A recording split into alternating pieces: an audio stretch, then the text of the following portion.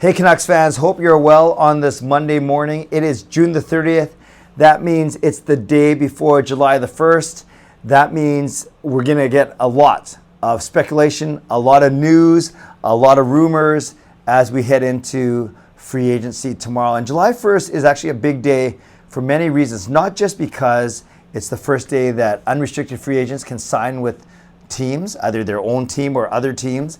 It's also the day where anyone who's got 1 year left remaining on their contract, they can actually sign contract extensions, something that didn't happen for Brock Besser, but something that will happen, it sounds like, for Conor Garland and Thatcher Demko, which I'll get to in a second. And I think today and tomorrow also, I think it's today actually, not tomorrow, where you have to attend qualifying offers to your restricted free agents. So let's start with that first.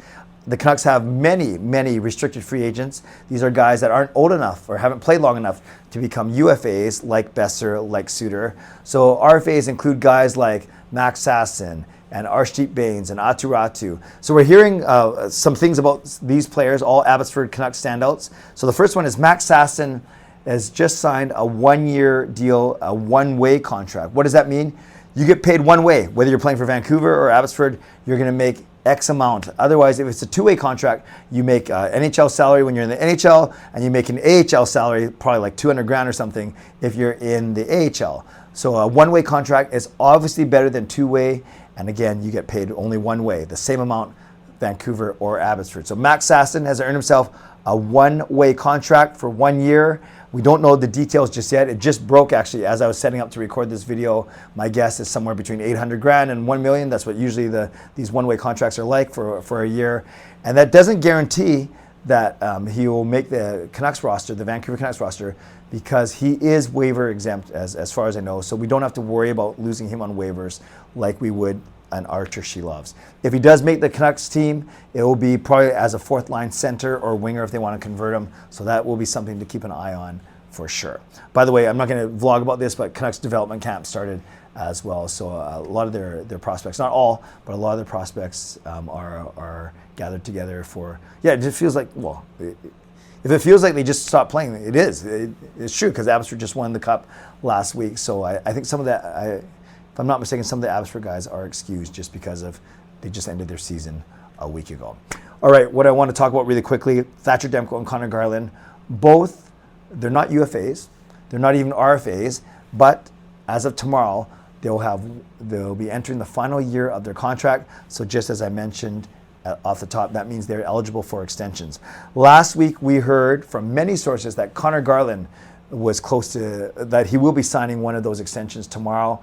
And it sounds like for Garland, it'll be 6 years at $6 million. 6 years at $6 million.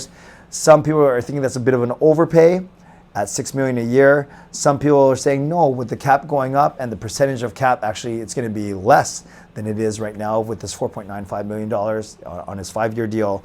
So kind of mixed feelings already. And I'm sure we're going to see a lot of those mixed feelings throughout the next couple days as they make this formal. I like him. I don't like him as a top line player. We know he was very effective on a third line with Dakota Joshua and Bluger or Suter, whoever was in between them. Maybe the Canucks, if you're paying him $6 million, you're projecting him to be a top six guy for sure, not a middle six guy. So we're looking at a top line player or a second line player for sure. I like his grit. I like, despite his small size, I like his tenaciousness. I like his aggressiveness, aggression, despite his small size.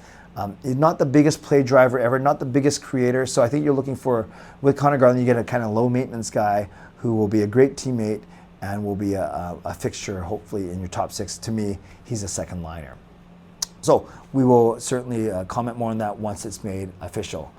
As for Thatcher Demko, we're wondering about his future when Kevin Lankinen signed that 5-year deal earlier this spring. And then Archer Shelovs plays very well, is the Calder Cup MVP.